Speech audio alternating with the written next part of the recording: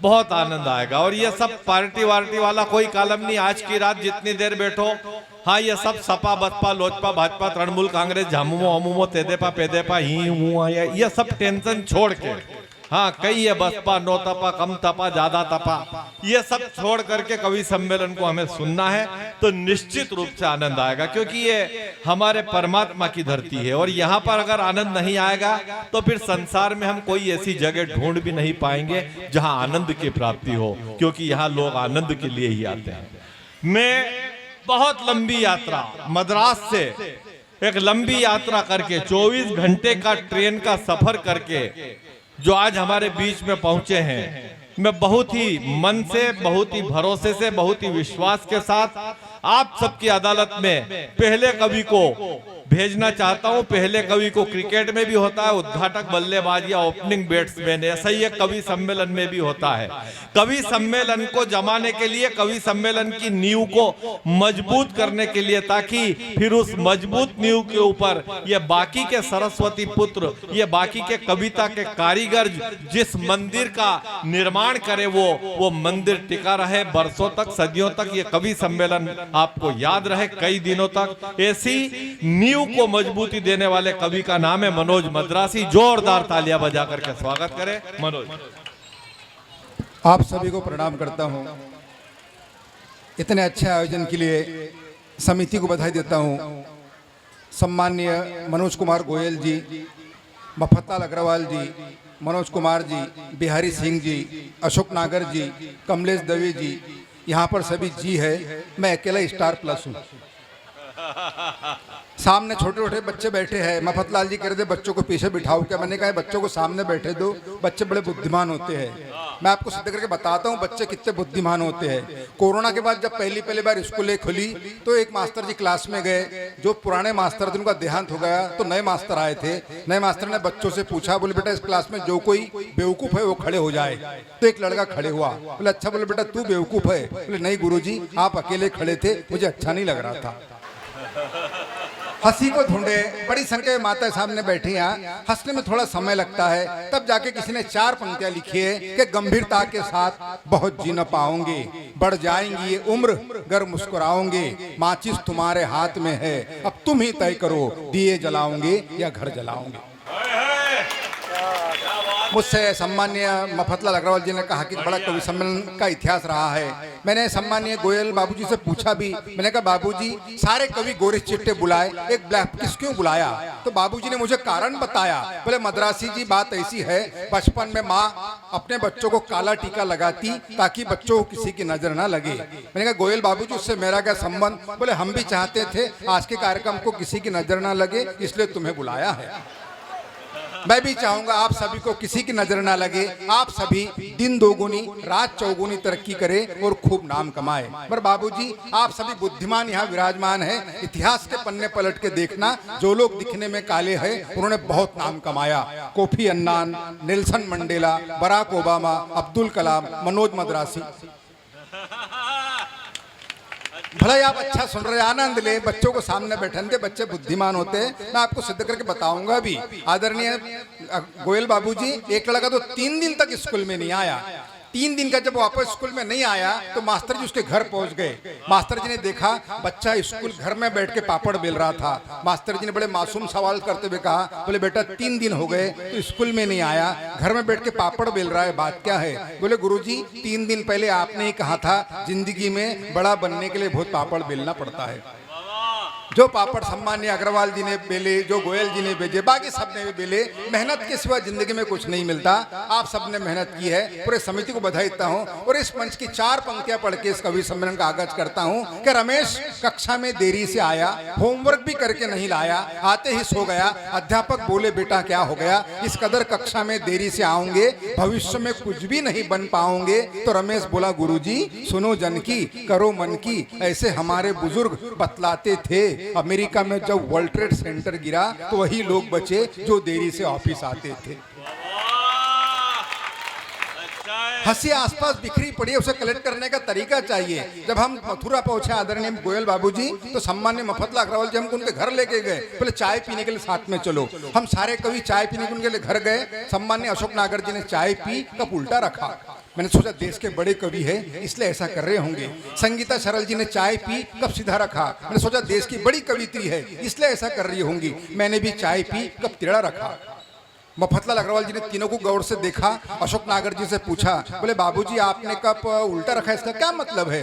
सम्मान्य अशोक नागर जी ने कहा, बोले अग्रवाल जी मुझे शुगर है, मैं ज्यादा चाय नहीं पीता, ये उल्टे कप का मतलब ये है कि मुझे अब चाय नहीं चाहिए। उन्होंने संगीता सरल जी से पूछा, बोले दीदी सीधा कप का क्या मतलब है? तो संगीता दीदी ने कहा, बोले सर चाय बहुत अच्छी बनी, मुझे और चाय चाहिए, सीधे कप का मतलब ये है मुझे चाय और चाहिए। उन्होंने मेरी तरफ देखा, बोले मद्रासी जी टेढ़े कप का क्या मतलब है? मैंने को सोचा तो नहीं था, मैंने दिमाग से काम लिया। मैंने कहा मफतलाल जी इसका मतलब ये है अगर चाय होंगी तो दो, नहीं तो रहने दो। हंसी को ढूंढे 4-6 पंक्तियां वो पढ़ता आनंद ले कि पिताजी अपने बेटे को आदर्श बालक होने के गुण सिखला रहे थे। पिताजी अपने बेटे को आदर्श बालक होने के गुण सिखला रहे थे। अपनी छोटी उम्र में कौन कौन क्या क्या कर गया यह बतला रहे थे। पिताजी ने कहा, बेटा तेरी उम्र में संत ज्ञानेश्वर महाराज ने ज्ञानेश्वरी लिख डाली, तेरी उम्र में सम्राट अकबर ने राजगद्दी संभाली, और तेरी उम्र में शिवाजी महाराज ने तोरणगढ़ किला जीता और दुश्मनों की ओर बढ़ गए थे। लड़का बोला, पिताजी भगत सिंह आपके उम्र के थे तो फांसी पे चढ़ गए थे। विसंगतियों से हम हास्य ढूंढते हैं। दिन भर की थकान आपके चेहरे पे, धीरे धीरे हंसने का प्रयास करना। 4 पंक्तियां पढ़ता हूँ आनंद ले कि यूं ही घूम रहा था अकेले में नासिक के कुंभ मेले में। एक साधु बाबा मेरे पास आए, मुझसे बोले, मद्रासी तू उदास उदास है, मुझे है पता, कोई समस्या हो तो बता। मैंने कहा, बाबा ऐसा कोई उपाय बताइए जिससे पति पत्नी में ना झगड़ा हो ना टंटा। बाबा बोले, बेटा यह सब मालूम होता तो मैं साधु क्यों बनता? यह सब मालूम होता तो मैं साधु क्यों बनता? कभी मैंने देखा गुस्से में तमतमाए एक नागा बाबा नजर आए। मैं नागा बाबा के पास गया, उनके चरण छुए। मैंने कहा, बाबा आज आपसे पहली बार मिला, सचमुच मेरा भाग्य जाग गया। वो बोले, बेटा मैं कोई नागा बाबा नहीं हूँ, मैं तो नदी में नहाने के लिए उतरा था, कोई मेरे कपड़े लेके भाग गया। ये कोई कमर्शियल कवि सम्मेलन नहीं है, पारिवारिक वातावरण है। पारिवारिक वातावरण में कविता सुने, हास्य की पंक्तियां सुने। 4 पंक्तियां पढ़ता हूं आनंद ले कि वो अनुभव मेरे लिए बिल्कुल नया था। मैं पहली बार शिरडी साईं बाबा के चरणों में गया था। मैंने बाबा के चरणों में 10 रुपए का नारियल और 10 रुपए का फूलों का हार चढ़ाया और अपना मांग पत्र बाबा के आगे बढ़ाया। मैंने कहा, शिरडी के साईं बाबा मेरी लॉटरी लगा दो, मुझे अच्छी सी नौकरी पे लगा दो, मेरे लिए प्यारा सा बंगला बना दो और एक सुंदर सी लुगाई। तो बाबा के मूर्ति में से आवाज आई, बोले इतना ज्यादा मांगने वालों का मुझे बहुत गुस्सा आता है। मद्रासी तू 20 रुपए के रिचार्ज में पूरी कंपनी खरीदना चाहता है? भगवान से इतना ज्यादा भी न मांगे। कहीं ना कहीं समिति की सोच अच्छी है, कवि सम्मेलन को रखा है। समिति चाहती तो राखी सावंत का शो भी कर सकती थी, मगर समिति ने कवि सम्मेलन को रखकर समाज के कलाई पर साहित्य की राखी बांधने का जो प्रयास किया है, उस प्रयास को हम सारे कवि प्रणाम करते हैं।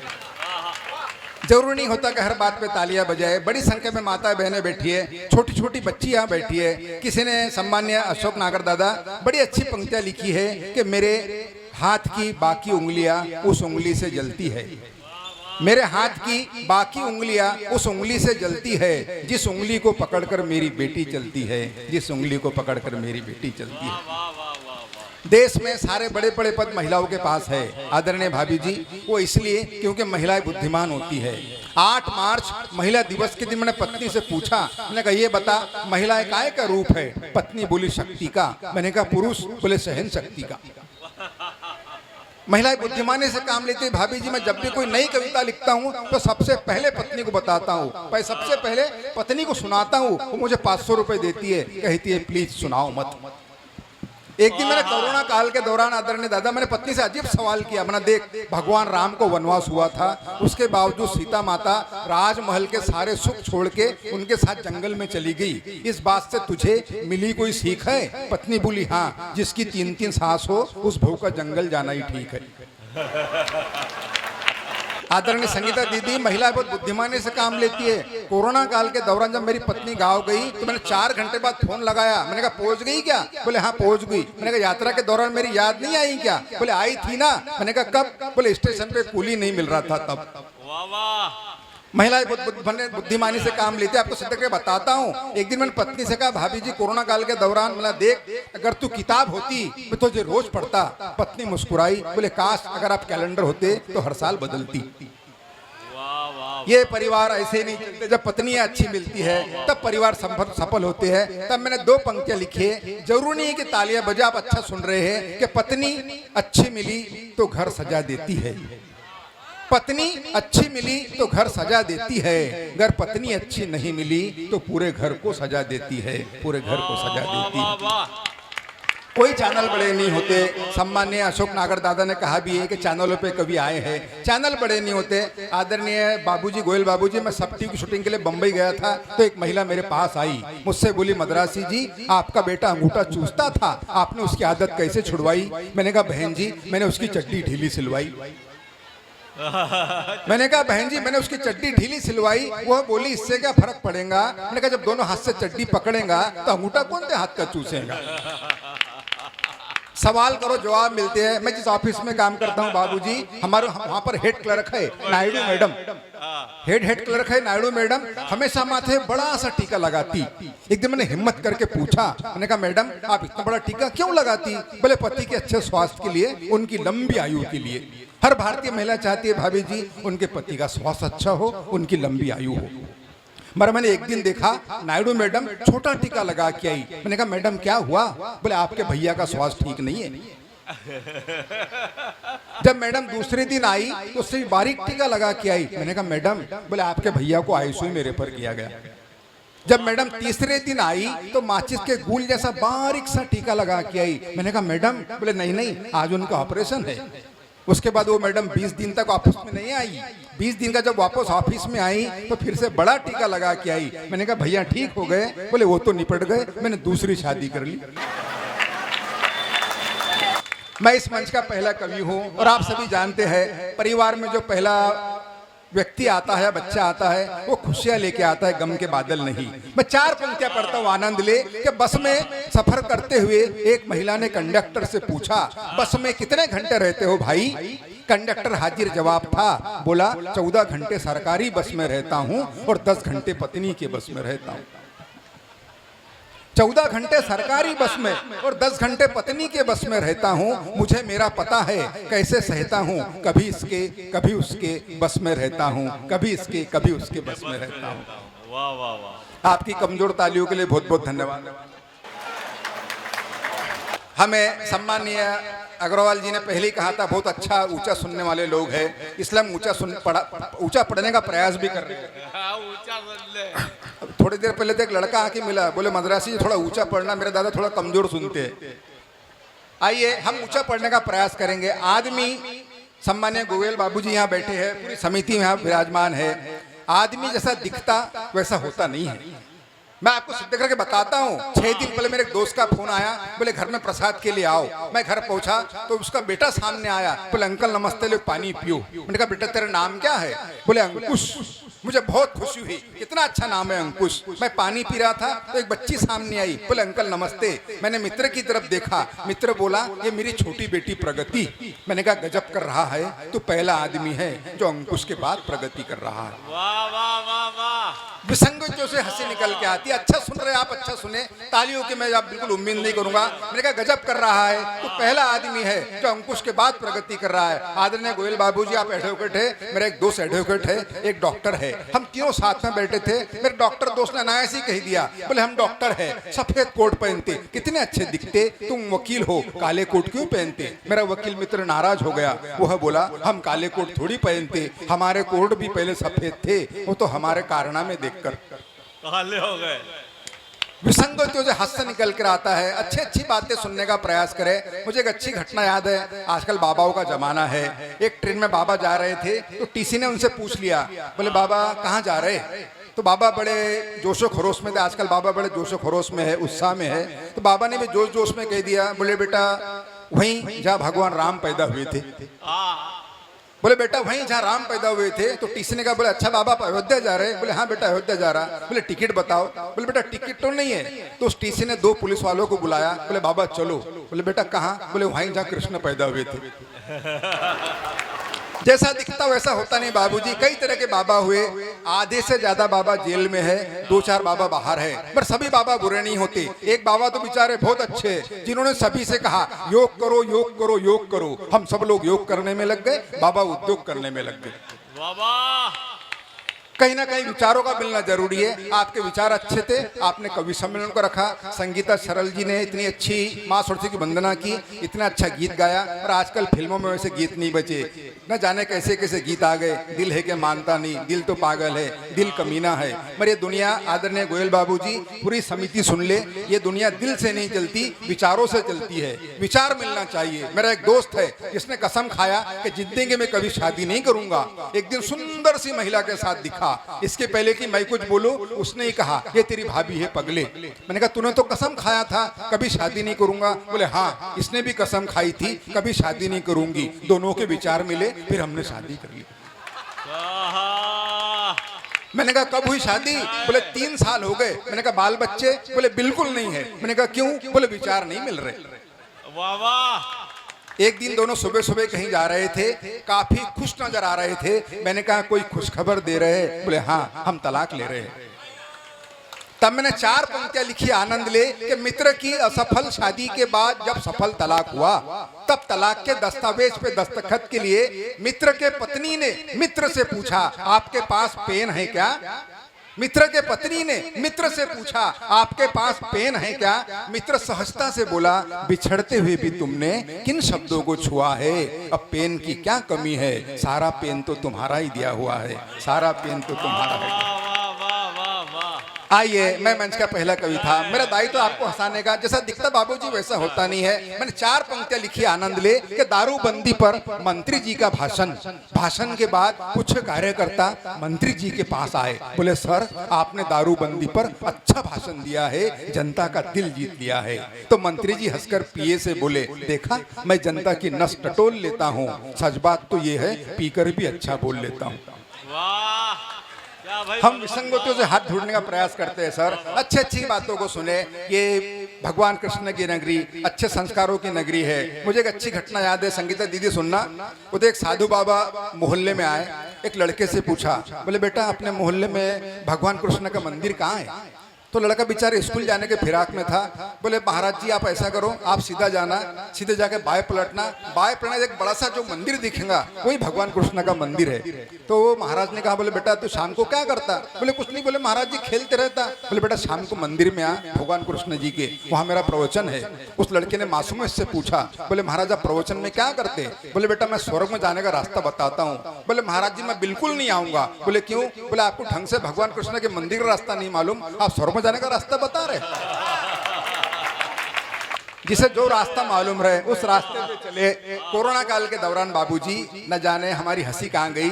तब मैंने एक सार्थक पंक्तियां लिखी आनंद ले। उसके बाद एक कविता पढ़ के इस मंच से मैं बैठ जाऊंगा कि कोरोना काल के दौरान पंक्तियों का आनंद था कि अखबार में विज्ञापन छपा था, क्या आप तनावग्रस्त हैं? सम्मान्य अग्रवाल जी पंक्तियों का आनंद ले कि अखबार में विज्ञापन छपा था कि आप तनावग्रस्त है, 100% गारंटी, तनाव से मुक्ति पाइए, हमारे शिविर में आइए। मैं शिविर में पहुंचा, काफी भीड़ थी। एक आदमी कुर्सी पे बैठकर कुछ लिख रहा था मगर तनाव में दिख रहा था। मैंने पड़ोस में बैठे व्यक्ति से कहा उसे देखिए शिविर में आकर भी कितने तनाव में दिखता है। पड़ोसी ने कहा धीरे बोलिए, वही आज के वक्ता है।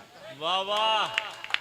जहां वक्ता ही परेशान हो वहां आसपास से हंसी को ढूंढे। तब किसी ने 2 अच्छी पंक्तियां लिखी है कि फांसी पे चढ़ते हुए कैदी से न्यायाधीश ने कहा अपनी अंतिम इच्छा बताइए। कैदी बोला जज साहब मेरे बदले आप लटक जाइए। मैं जिस क्षेत्र से आया हूं सम्मान्य मफत भाई जी, वहां पे इस तरह के सांस्कृतिक कार्यक्रम होते नहीं। वहां तो जो भी कार्यक्रम होते सब नक्सलवादी करते।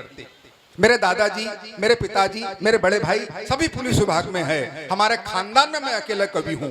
कभी कभी तो मेरे पिताजी मुझे गौर से देखते, आखिर गलती हुई कहाँ। एक दिन मेरे पिताजी ने मुझसे कहा, गोयल बाबूजी, बोले बेटा कवि सम्मेलन तो रात में रहते, दिन में पुलिस की नौकरी कर ले। मैंने कहा बाबूजी ठीक है। मैं पुलिस के भर्ती में गया तो कमिश्नर साहब ने मुझे ऊपर से नीचे तक देखा और बोले क्यों रे मद्रासी, तेरे हाथ अगरबत्ती पैर मोमबत्ती, फिर भी तो होना है पुलिस में भर्ती। तो मैंने कमिश्नर साहब से कहा, मैंने कहा साहब मेरा सिर्फ इतना है कहना, मैं तो ये बताने आया कि मेरे भरोसे पे मत रहना। वो साहब मुस्कुराए, एक कांस्टेबल को बुलाए, उसके हाथ से टेप लिया, मेरे छाती से लगाया, बोले मद्रासी छाती फुलाओ।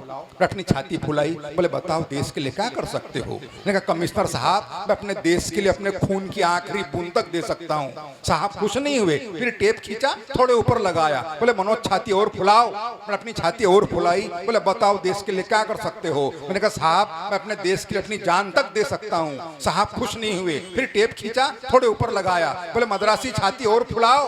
अपनी छाती और फुलाई, बोले चलो अब कोई ऐसी बात बोलो जिससे हमारी भी छाती फुल जाए। मैंने कहा सर 2 लाख तक दे सकता हूं। साहब ने तुरंत कहा सिलेक्ट। उतने में एक कांस्टेबल आया, बोले आपका चयन हो गया मद्रासी जी, आपको 30,000 रुपए महीने की तनख्वाह मिलेंगी, पहनने के लिए 2 वर्दी मिलेंगी और एक क्वार्टर। मैंने उस कांस्टेबल से कहा आज संडे का दिन है, एक क्वार्टर में क्या होता।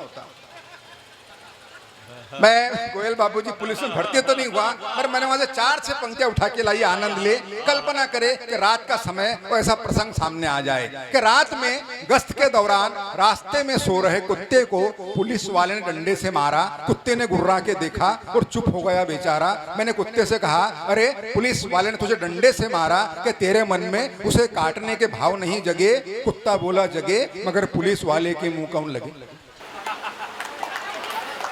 कुत्ता बोला जगे मगर पुलिस के मुंह कौन लगे। जैसे ही पुलिस की जीप बड़ी आगे, 2 चोर आ रहे थे भागे भागे। पुलिस वालों ने चोरों को पकड़ा, अपना हाथ दिखाया तगड़ा। थोड़ी देर बाद दोनों चोर मुस्कुराते हुए जाने लगे। मैंने चोरों से कहा शर्म करो थोड़ा, चोरी करने के बावजूद पुलिस वालों ने तुमको छोड़ा। तो एक चोर बोला ऐसे ही थोड़ी छोड़ा, कुछ हमने छोड़ा तब कहीं जाके हमने। वाह, ये दौर चलता रहेगा। देश के श्रेष्ठ कवियों को आपको सुनना है। इस दौर की अंतिम कविता किसी ने बड़े अच्छे शब्दों में कहा है बाबूजी कि कोई तानसेन बड़ा नहीं होता, बड़ा होता है कानसेन जो तानसेन को सुनता है। आप सुनने वाले बड़े हैं, हम टीवी के कलाकार बड़े नहीं है। इन पंक्तियों को मैं सम्मानीय मेरे दादा आदरणीय अशोक नागर जी के चरणों में सौंपता हूँ। जो बड़े वो श्रोता होते हैं, मैं आपको सिद्ध करके बताता हूँ। 6 दिन पहले मैं इंदौर गया था, समय बहुत कम बचा था। संचालक ने कहा शॉर्ट में कविता पढ़ना। मैं मंच पे खड़ा हुआ, मैंने कहा 4 पंक्तियां सुना रहा हूँ, चौथी पंक्ति पे आपकी तालियां चाहूंगा। एक बुजुर्ग खड़े हुए, बोले मद्रासी चौथी पंक्ति सुना। बाबूजी मैंने जल्दी जल्दी में 4 पंक्तियां सुनाई। वो बुजुर्ग उठकर मंच पर आए, बोले मैंने आपको सब टीवी के मशहूर कार्यक्रम वहाँ वहाँ क्या बात में सुना था, आज यहाँ सुना, क्या लिखते हैं आप। उनके चरण छुए। मैंने कहा बाबूजी बहुत बहुत धन्यवाद। बोले नहीं मैं पूछ रहा हूँ क्या लिखते हैं आप।